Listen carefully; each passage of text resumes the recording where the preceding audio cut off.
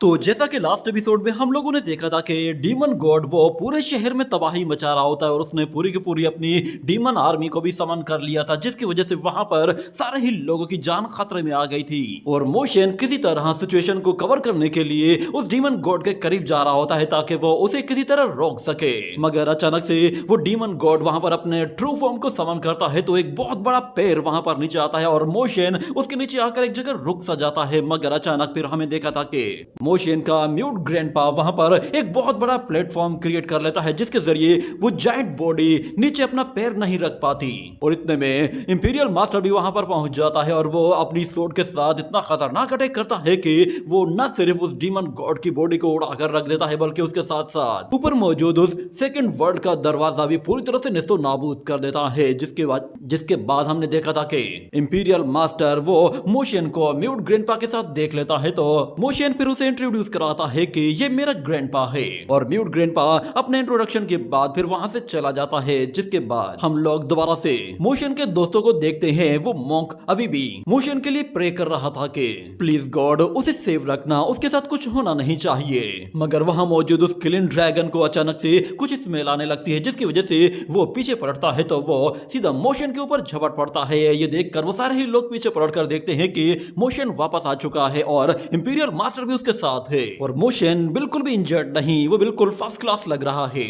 और वांग यून उससे कहता है कि ब्रदर तुमने अपनी जान को खतरे पर डालकर हमारी जान बचाई और बहुत सारे लोगों को रेस्क्यू भी किया है। तुमने वाकई में एक हीरो का रोल प्ले किया है। हम तुम्हारी इस काइंडनेस को कभी भी नहीं भूल पाएंगे और मैंने पास्ट में तुम्हें जितना भी ऑफेंड किया है उसके लिए मैं तुमसे माफी चाहता हूँ। और आज से तुम मेरे सीनियर ब्रदर हो। उम्मीद है कि मेरी पास्ट की गलतियों के लिए तुम मुझे माफ कर दोगे।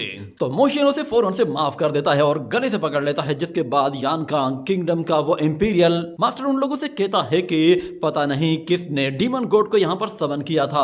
उस डीमन किंग ने पूरे के पूरे ट्यानबो सिटी को तबाह कर दिया है। न जाने कितने लोग उससे इंजर्ड हुए हैं। मगर इस सिचुएशन की वजह से हमारी आर्मी को एक बहुत बड़ा एडवांटेज मिल गया है, जिसकी वजह से हमारी आर्मी ने बहुत ही अच्छी तरह से कंट्रोल ले लिया था। वो शख्स जो कोई भी है जिसने भी उस डीमन गॉड को समन किया है उसने बहुत ही बड़ा काम किया है। ये सुनते ही लिंगर चिल्लाते हुए कहती है कि मेरे यंग मास्टर ने ही उसे समन किया था। और यहाँ पर इंपीरियल मास्टर बिल्कुल चेंज हो जाता है और वो कहता है कि उस डीमन गॉड की वजह से पूरा शहर तबाह हो गया, जिसका मतलब ये है कि डीमन गॉड को समन करने का गुनाह बहुत बड़ा है। और जहां तक मैं जानता हूँ यानकांग किंगडम में जस्टिस हॉल में इसके लिए मोशन से पूछताछ की जा सकती है। और अगर ये प्रूव कर लिया गया कि मोशन ने ही ये सब कुछ किया है तो फिर इसके लिए उसे सजा दी जा सकती है।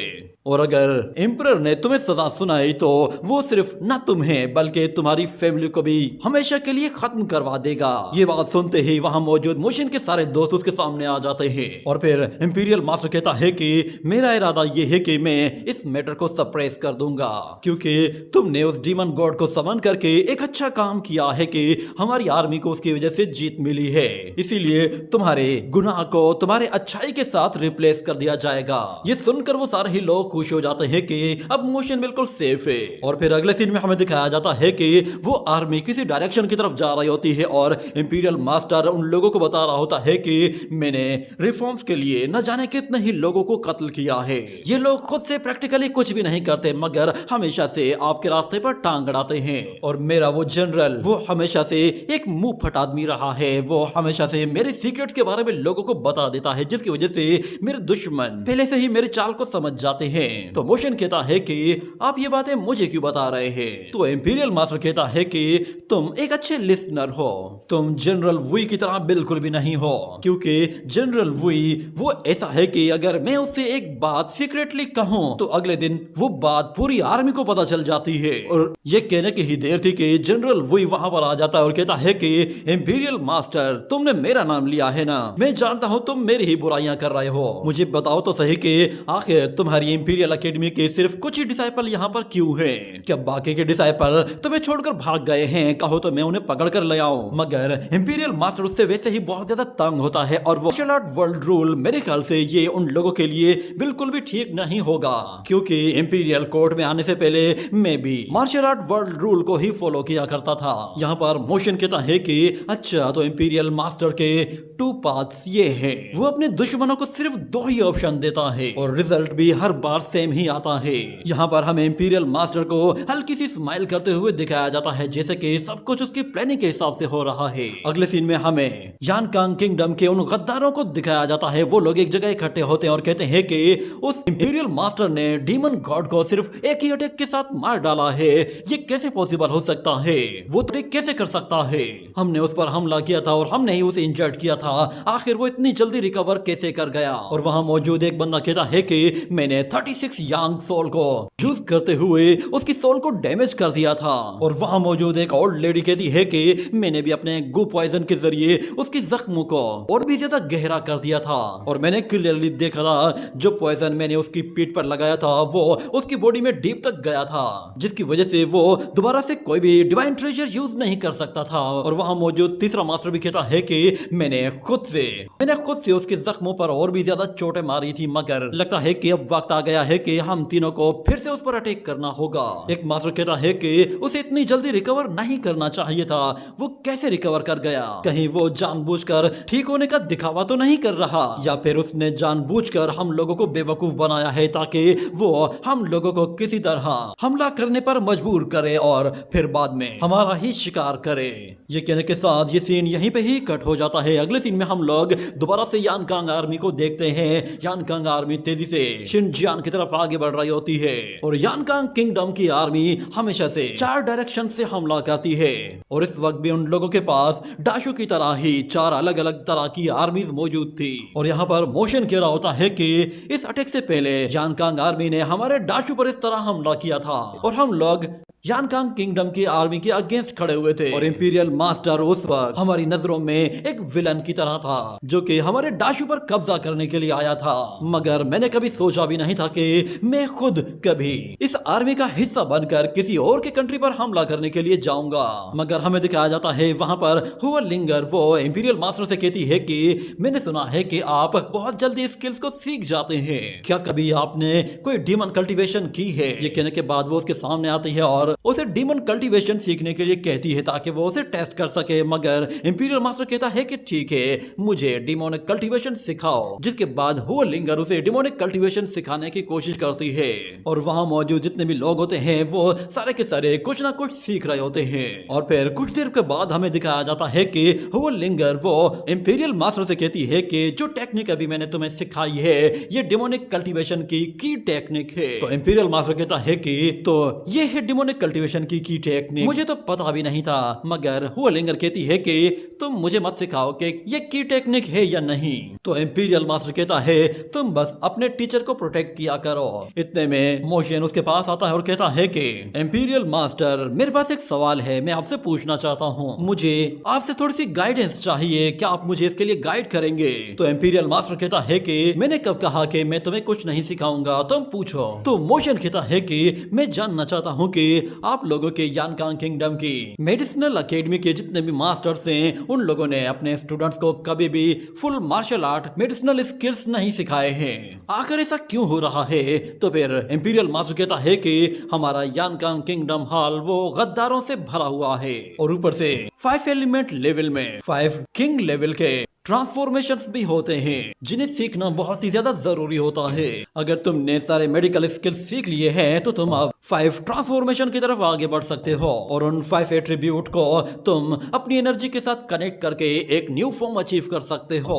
तुम्हारी जनरेशन के जितने भी यंग मास्टर्स हैं वो तुम्हारे जितने ज्यादा समझदार नहीं है। ये मेरी बदकिस्मती है कि मुझे इतने बेकार स्टूडेंट मिले हैं। हर एक शख्स की बॉडी के अंदर 5 एलिमेंटल पावर्स होती हैं। तुम्हें खुद से चूज करना होता है कि तुम कौन सी एलिमेंटल पावर को यूज करना चाहते हो। जहां तक बात अज़ूरो ड्रैगन की है तो उसके साथ वुड एलिमेंट बहुत ही ज्यादा सूटेबल रहता है। वो यहाँ पर मोशन को अपनी उन बातों के जरिए कुछ समझाने की कोशिश कर रहा था, जो बातें बाकी लोगों को समझ में नहीं आ रही थी वो बातें यहाँ पर मोशन क्लियरली समझ पा रहा था, और वो उन्हीं बातों को रियलाइज करते हुए अपनी कल्टीवेशन स्टार्ट कर देता है। और जब वो अपनी 5 मार्शल आर्ट टेक्निक्स को अनलॉक करता है तो उसे पता चलता है कि उसकी बॉडी के अंदर एक मिस्टीरियस पावर आ चुकी है, जो कि कोई और नहीं बल्कि 5 एलिमेंट पावर है। और ये पावर जब मार्शल आर्ट स्किल्स के साथ कंबाइन होती है तो ये एक मार्शल लॉर्ड का फॉर्म ले लेती है, और इसी पावर को ही martial art star lord power कहते हैं। जब कोई शख्स इस पावर को अचीव कर लेता है तो वो 5 एलिमेंट मास्टर बन जाता है। कहने के बाद हमें दिखाया जाता है कि मोशन वो उस टेक्निक को समझ लेता है और उसे फौरन से एक्टिवेट कर देता है, तो उसकी बॉडी से बहुत ही ज्यादा फायर एनर्जी रिलीज होती है, जो कि सीधा ऊपर आसमान तक चली जाती है। और सब लोग ये देखकर हैरान होते हैं कि आखिर वहां पर हुआ क्या है, मगर जनरल वही समझ गया था और बाकी लोगों को भी अंदाजा हो गया था कि यहाँ पर किसी ने ब्रेक थ्रू किया है। हमें दिखाया जाता है कि मोशन की बॉडी वो अब ट्रांसफॉर्म हो चुकी थी, उसकी बॉडी अब बिल्कुल डिफरेंट लग रही होती है। उसके शोल्डर पर एक शोल्डर आर्मर आ चुका होता है जिससे आग निकल रही होती है, और मोशन पूरी तरह से डिफरेंट लग रहा था, जैसे कि वो कोई एक डीमन बन चुका हो। मगर ये ट्रांसफॉर्मेशन उसकी 5 एलिमेंट पावर को मास्टर करने की ट्रांसफॉर्मेशन थी, जिसके साथ ये सीन यहीं पे ही कट हो जाता है। और फिर हम देखते हैं कि वहां पे मौजूद जितने भी डिसाइपल्स होते हैं वो सारे के सारे मोशन की तरफ देख रहे होते हैं। मोशन खुद अपनी बॉडी को देखकर काफी हैरान होता है कि ये बिल्कुल डिफरेंट लग रही है, और वो लिंगर कहती है कि यंग मास्टर, कहीं ये आपका ट्रू फॉर्म तो नहीं है, आपके सर पर सींग आ गए हैं, कहीं आप कोई बुल डीमन तो नहीं है। तो मोशन कहता है कि जब मैं छोटा बच्चा था तो शायद मैंने भी इस तरह की कहानी सुनी थी, और लगता है कि शायद मैं एक बुल डीमन में ट्रांस आना शुरू कर देता है, और उसे पता चल जाता है कि मोशन की बॉडी एक फायर में कन्वर्ट हो चुकी है। और मोशन वहां मौजूद इंपीरियल मास्टर से कहता है कि क्या मैं बाकी के 4 एलिमेंट पावर्स को भी अचीव करने के लिए उनके ट्रू फॉर्म्स को अचीव कर सकता हूं। तो इंपीरियल मास्टर कहता है कि इतनी जल्दबाजी मत करो, तुम्हारी फाउंडेशन अभी बहुत ही वीक है, तुम बाकी के ट्रू फॉर्म्स को फ्यूचर में अचीव कर लेना, क्योंकि दोनों ट्रांसफॉर्मेशंस के बीच में जितना ज्यादा गैप होगा उतना ही बेहतर होगा, क्योंकि हर रियलम पहले वाले रियलम से बिल्कुल डिफरेंट होता है। तुम इस तरह डिवाइन ब्रिज रियलम तक बहुत ही जल्दी पहुंच सकते हो। यूं समझ लो कि तुमने कल्टीवेशन वर्ल्ड में अपना पहला कदम रख लिया है, मगर तुम्हें अब जरा संभल कर रहने की जरूरत है, क्योंकि तुम्हारे दुश्मन तुम्हें एक ही मूव या फिर 2 मूव के साथ भी खत्म कर सकते हैं। तो वहां मौजूद सी युनशान कहती है कि इंपीरियल मास्टर, आप अपने बारे में बताइए कि आप हमारे बारे में क्या सोचते हैं। तो फिर इंपीरियल मास्टर कहता है कि तुम लोग चाहे कल्टीवेशन में चाहे कितने भी अच्छे बन जाओ, मगर तुम लोग मेरी तरह नहीं बन सकते। असल में इंपीरियल मास्टर वो इनडायरेक्टली ये बात मोशन को कह रहा था, मगर मोशन दिल ही दिल में कहता है कि इस फुद्दू को पता भी नहीं कि मेरे पास एक ओवरलोड बॉडी है। अगले सीन में हमें दोबारा से उसी स्नेक गर्ल को दिखाया जाता है। वो एक बड़े से हॉल के अंदर आती है जहां पर बहुत सारे मास्टर्स मौजूद होते हैं। वो अपने हाथ जोड़कर उनके आगे ग्रीट करती है और उन्हें बताती है कि यानकान किंगडम की आर्मी वो शू चेंग और शेन चेंग दोनों कंट्रीज को कैप्चर कर चुकी है, और वो आर्मी अब बहुत ही तेजी से शियानजियान सिटी की तरफ आगे बढ़ने लगी है। और सुनने में यह आया है कि वो लोग बहुत जल्द शियानजियान सिटी में पहुंचने वाले हैं, और उन लोगों ने हमें एक मैसेज भी भिजवाया है। उन्होंने 2 ऑप्शंस दिए हैं। आप जानते हैं कि हमारे पास कौन कौन से ऑप्शंस अवेलेबल हैं, हम लोग इनमें से सिर्फ कोई एक ही चूज कर सकते हैं। उस इंपीरियल मास्टर की सिचुएशन क्या है? तो वो लड़की बताती है कि इंपीरियल मास्टर अभी तक किसी के सामने नहीं आया है, शायद वो अभी भी अपनी आर्मी के अंदर ही कहीं पे छुपा हुआ है। मगर वो मास्कमैन कहता है कि अच्छा, तो वो जानबूझकर हमें धोखा दे रहा है। वो शुरुआत में मेरा बहुत ही अच्छा दोस्त हुआ करता था, मगर बाद में उसने हेवनली कल्टीवेशन को ज्वाइन कर लिया था। मुझे पहले इन्वेस्टिगेशन करनी होगी कि उसके पास अभी कौन सी एबिलिटीज हैं और वो क्या कुछ कर सकता है। यहाँ पे हमें दिखाया जाता है कि इंपीरियल एकेडमी वो जंगल को क्रॉस करके जैसे ही माउंटेन्स की तरफ आती है तो वहां पर उन लोगों को काफी रोशनी दिखाई देती है, मगर वहां उन्हें एक बहते हुए झरने के ऊपर 2 लोग दिखाई देते हैं जो कि बहते हुए झरने से मछली पकड़ने की कोशिश कर रहे थे। और मोशन कहता है कि जहां से आर्मी गुजरती है वहां से लोग भाग जाते हैं, मगर ये लोग यहाँ पर मछलियां पकड़ रहे हैं, कहीं ये लोग हमारा ही तो वेट नहीं कर रहे थे। और वो गंजा भी कहता है कि ये लोग बहते हुए पानी में मछली कैसे पकड़ रहे हैं, क्या ये लोग बेवकूफ है? बहते हुए पानी में मछलियां कहां से आएंगी? मगर फिर इंपीरियल मास्टर गायब होकर उस शिप से बाहर आ जाता है, जिसके बाद वहां मौजूद उन 2 लोगों में से एक कहता है कि तो फाइनली एक बड़ी मछली आ रही है। मैंने कहा था ना, ये पूरी दुनिया एक क्लियर वाटर की तरह है जहां पे बहुत सारी मछलियां मौजूद हैं। और देखो जरा, इतनी बड़ी मछली खुद चलकर हमारे पास आ रही है। इस बड़ी मछली को लगता है कि ये यहाँ पर आएगी और इस पानी को पूरी तरह से गंदा कर देगी और बाकी मछलियों को खा जाएगी। ये सुनकर वहां मौजूद सब लोग हैरान होते हैं कि आखिर ये ओल्ड मैन क्या बात कर रहा है। मगर इंपीरियल मास्टर उससे कहता है कि ये कहना बिल्कुल गलत, अपना नाम बताता है। और यहाँ पर इंपीरियल मास्टर उस ओल्ड मैन से कह रहा होता है कि उम्मीद है कि तुमने अपने डिवाइन स्किल्स को अपने डिसाइपल में ट्रांसफर कर दिया होगा। मगर वो ओल्ड मैन कहता है कि इंपीरियल मास्टर, जब से तुम एक इंपीरियल मास्टर बने हो उसके बाद से तुम सेक्ट्स के पीछे पड़े हो और तुमने न जाने कितने ही सेक्ट्स को डिस्ट्रॉय कर दिया है, जिसकी वजह से मार्शल वर्ल्ड में न जाने कितने ही मार्शल टेक्निक्स डिस्ट्रॉय हो चुकी हैं। तो इंपीरियल मास्टर कहता है कि हाँ, मुझे खुद भी कभी कभी इस पर पछतावा होता है कि मैंने एक बिला वजह में ही ट्यांडलू टावर बना दिया।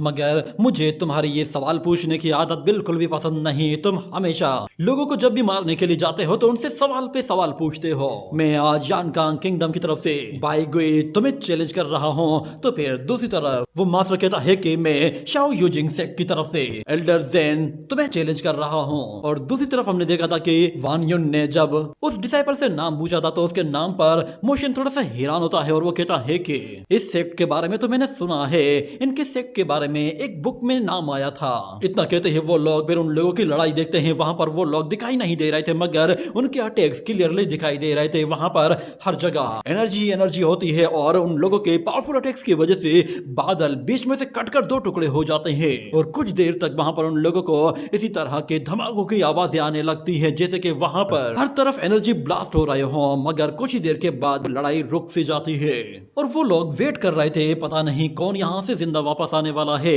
वहां पर बहुत तेज बारिश भी होने लगी थी और इतने में हमें वहां पर इंपीरियल मास्टर को दिखाया जाता है। वो कहता है कि मैंने अपनी लाइफ में पहली मर्तबा किसी छोटे से जेट कैपिटल से एक इमोर्टल को देखा है। हमारे अंदर वाकई में कुछ दम है मगर तुम अब भी मेरे मुकाबले के नहीं हो। तुम्हारे मार्शल आर्ट स्किल्स अब काफी आउटडेटेड हो चुके हैं। ये कहने के बाद वो अपनी आर्मी के पास वापस आता है और उस लड़के से कहता है कि जाओ अपने मास्टर की बॉडी को कलेक्ट करो, वो वहां पर पड़ी हुई है। ये सुनकर वो लड़का बिल्कुल रोने जैसा हो जाता है और वो अपने मास्टर को देखने के लिए फौरन वहां जाता है और जाते हुए इंपीरियल मास्टर से कहता है कि मैं तुमसे इसका बदला जरूर लूंगा।